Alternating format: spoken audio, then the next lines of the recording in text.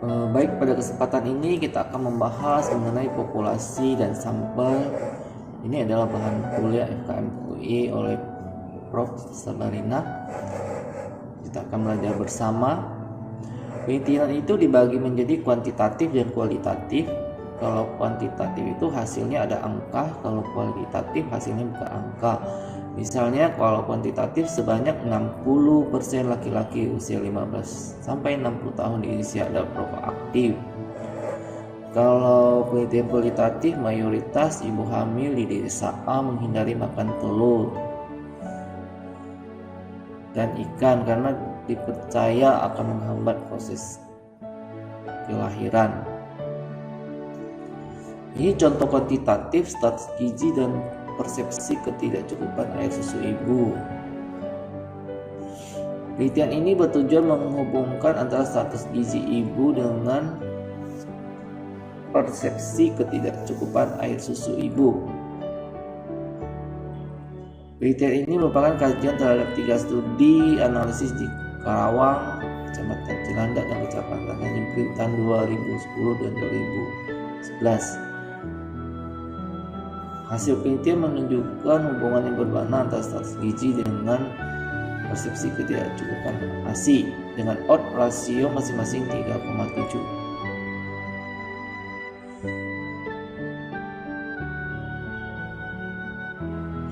Ini ada contoh penelitian kualitatif praktik budaya perawatan kehamilan di Desa Gading Sari, Yogyakarta mendeskripsikan persepsi, pantangan, dan anjuran mengkonsumsi makanan tertentu serta berbagai ritual berdasarkan nilai budaya serta tradisi sosial terkait dengan kehamilan.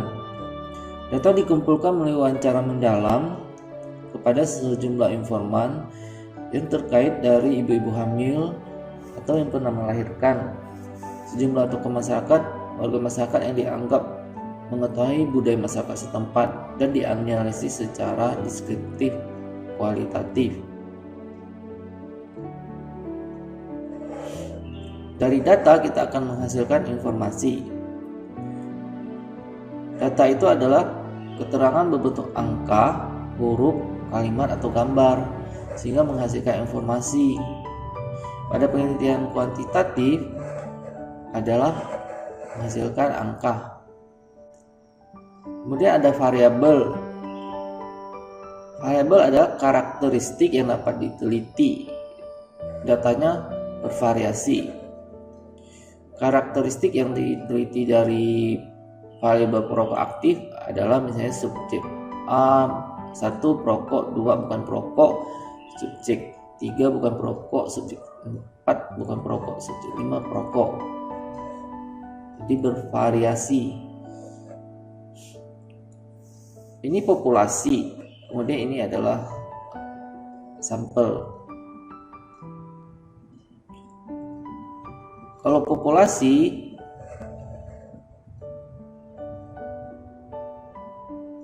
dihitung dengan parameter, kemudian sampel dengan statistik. Populasi data menghasilkan sampel data, kemudian di statistik.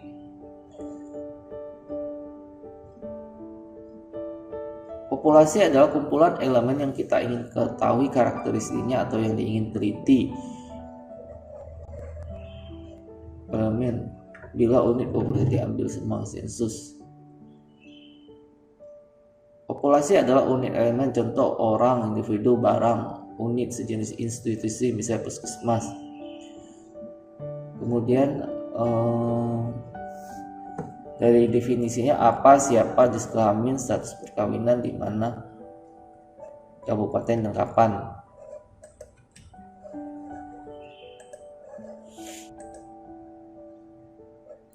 Selanjutnya populasi target, populasi di mana hasilnya itu dapat diaplikasikan. Populasi sumber, populasi di mana didefinisikan istilah umum untuk enumerasi sehingga subjek yang layak diambil. Eksklusi, subjek yang tidak dapat diukur, subjek yang tidak layak atau eligible, subjek yang tidak dimasukkan kategori atau data yang tidak adekuat. Populasi layak adalah populasi di mana subjek layak diinklusi, harus didefinisikan tepat dan dapat dihitung Eksekusi itu misalnya mati, tidak kooperatif, isu administrasi rahasia dan non-respon, gagal selesaikan data, missing value. Partisipan studi ada individu yang ikut dikumpulkan data, hasil studi dapat diaplikasikan langsung pada subjek ini. Mengapa kita lakukan sampling? Populasi terlalu besar untuk dicakup oleh studi. Sampel diambil dengan metode yang benar sehingga secara efisien dapat menggambarkan parameter populasi. Sampel, jadi kita bisa melihat parameter dari populasi. Sampel itu nanti di statistik.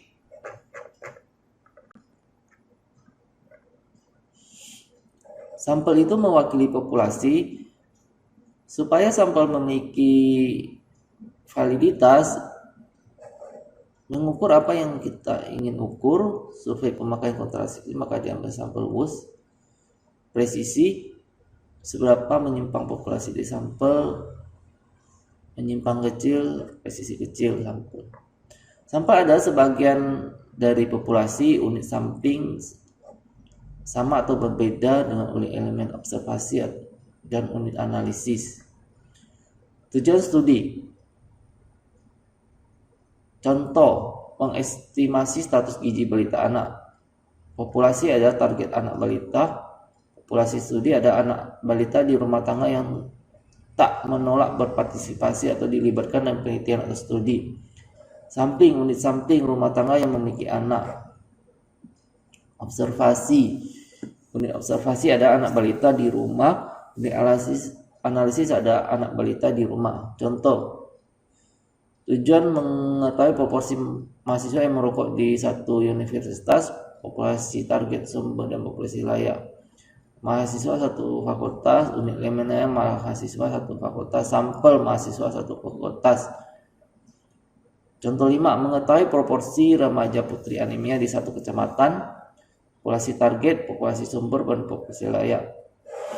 Remaja putri yang tinggal di satu kecamatan unit elemen, remaja putri di rumah satu kecamatan, sampelnya adalah unit di rumah yang mempunyai remaja putri di satu kecamatan.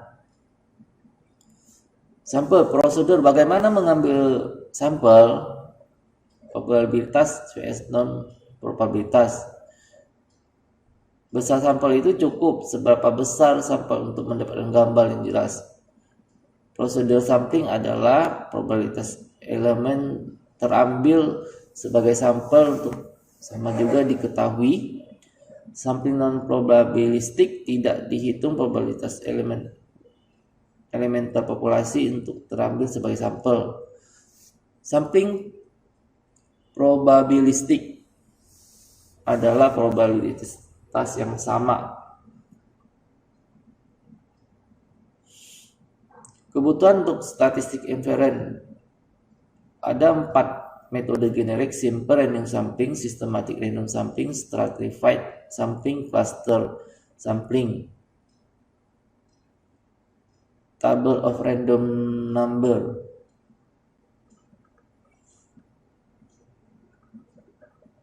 Simple random sampling sama untuk terambil sebagai sampel. Daftar unit elemen tersedia atau dapat dibangun. Metode sederhana dengan angka acak, random number, unit elemen angka acak dipilih diambil sebagai sampel. Simple random sampling, sampel kurang besar n sama dengan 5. Pilih jumlah angka atau digit 2 karena n sama dengan 20. Berdasarkan acak, pilih angka 5. Pilih 5 angka, misalnya 1, 4, 7, 9, 16. Systematic random sampling. Kerangka sampel tersedia atau dapat diperkirakan, praktis di lapangan. Sebaiknya cara simple random sampling kecuali bila ada fenomena siklis. Systematic random sampling adalah angka pertamanya hitung interval atau I n per n. Kedua, pilih angka pertama secara acak 1 sampai I, tandai sampel.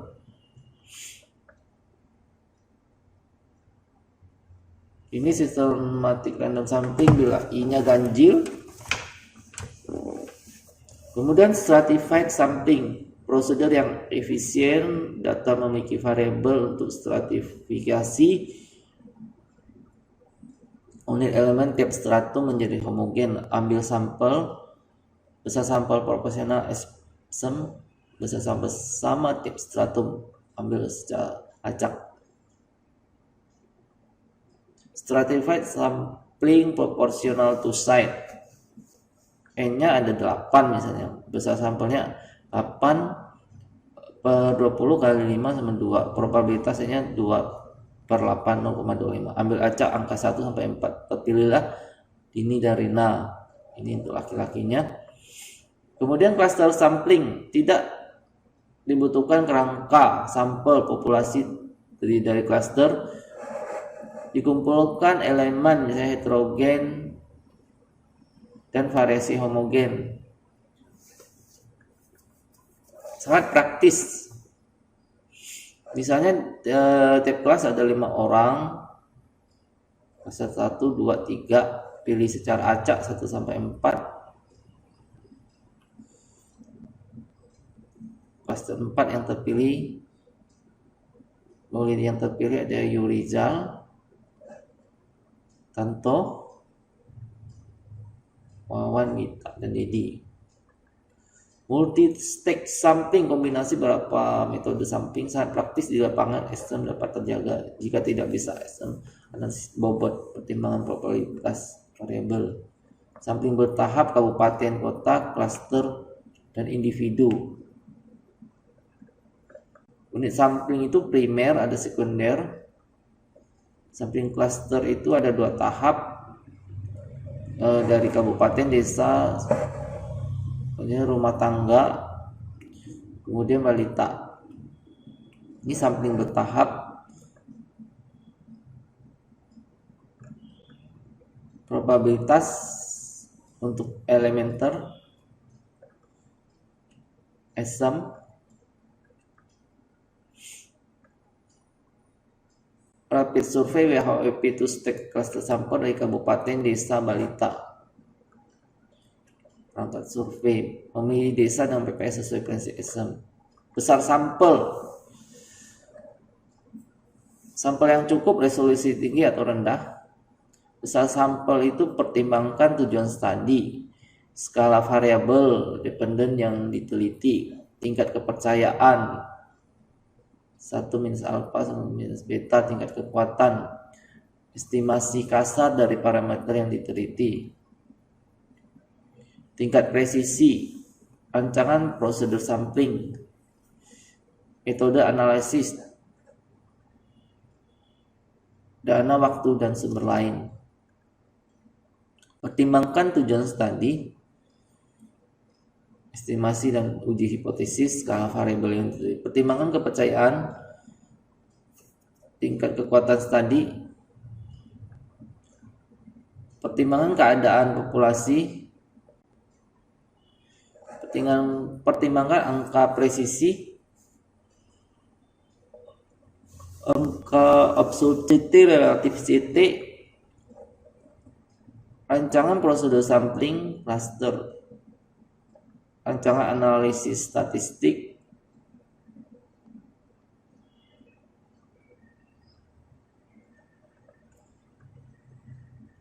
populasi finite dan terbatas, perhitungan besar sampel, berdasarkan standar error, central limit theorem, derivasi dari SE, rumus generik, rumus kategorik. Dan ini ada uji hipotesis. Itu minimal besar sampel dibantu dengan software.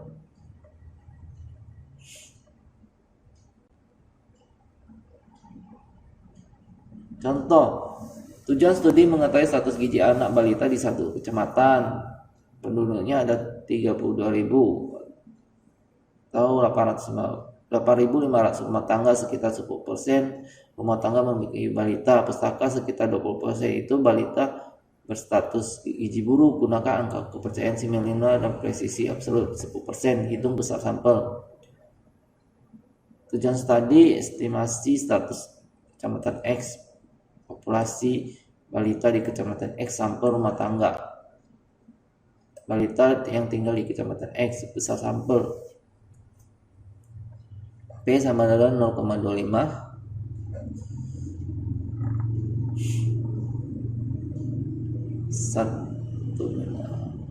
1,5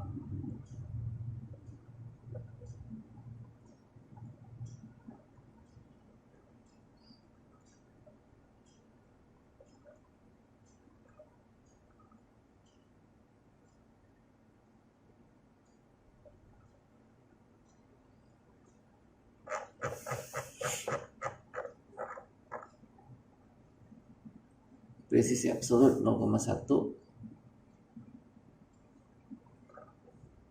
Jadi sekitar 721 balita. Ini adalah contoh sampel survei untuk lihat efek intervensi.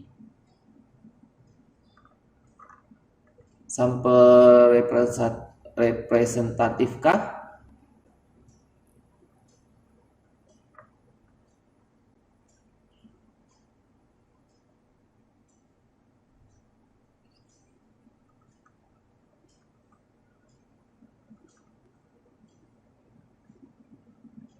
Contoh penetapan rapid survei.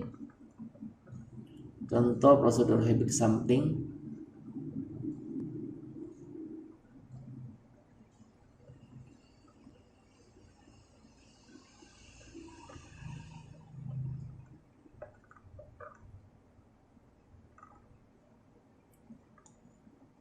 Terima kasih, semoga bermanfaat.